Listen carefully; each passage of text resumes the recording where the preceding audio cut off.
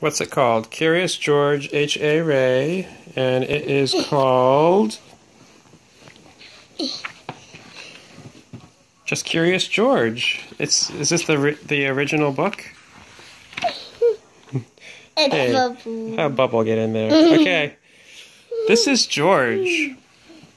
He lived in Africa.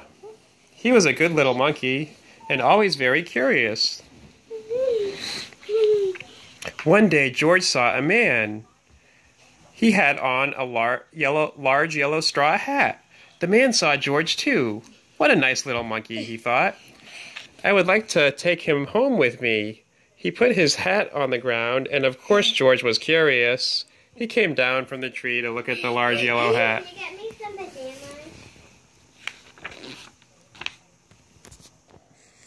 The hat had been on the man's head. George thought it would be nice to have it on his own head. The hat covered George's head. He couldn't see. The man picked him up quickly and popped him into a bag. George was caught. The man with the big yellow hat put George into a little boat, and a sailor rowed them both across the water to a big ship. George was sad, but was still a little curious. On the big ship, things began to happen. The man took off the bag. George sat on a little stool, and the man said, "Yes, that's right. I'm going to take you to a big zoo in a big city. You will like it there. Now run along and play, but don't get into trouble." George promised to be good, but it's easy for little monkeys to forget.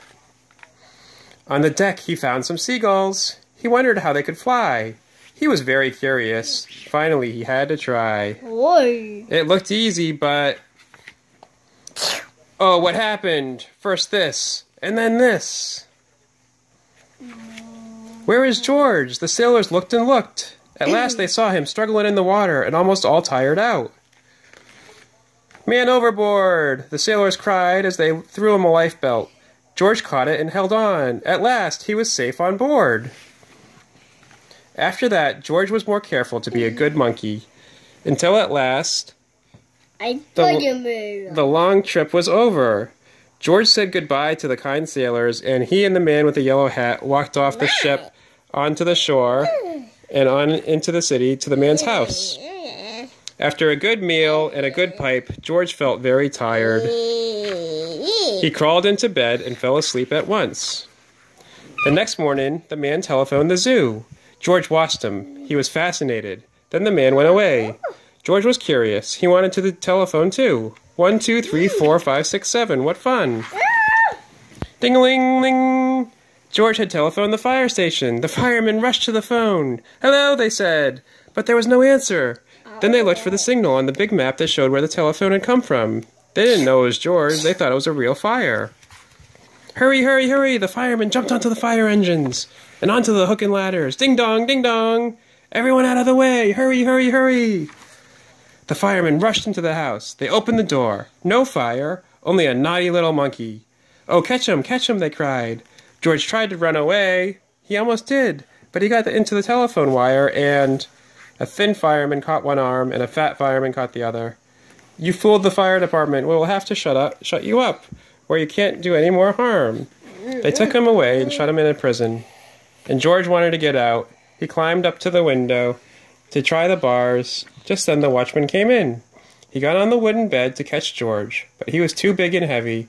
The bed tipped, the watchman fell over, and quick as lightning, George ran out through the open door. He hurried through the building. Hi, Spider-Man. He hurried through the building and out on the roof, and then he was lucky to be a monkey. Out he walked onto the telephone wires. George walked away. He was free! Spider-Man. Down in the street, outside the prison wall, stood a balloon man. A little girl bought a balloon for her brother. George watched. He was curious again. He felt he must... Yes. Mickey Mouse? Right there, look. Yes, yeah. Wait. He was curious again. He felt he must have had a bright red balloon. And there's the big Mickey Mouse. And the little one. He reached over and tried to help himself, but instead of one balloon, the whole bunch broke loose. In an instant, the wind whisked them all away, and with them went George holding tight with both hands. Up and he sailed. Higher and higher. The houses looked like toy houses and the people like dolls. George was frightened. He held on very tight. At first, the wind blew in great gusts. Then it quieted.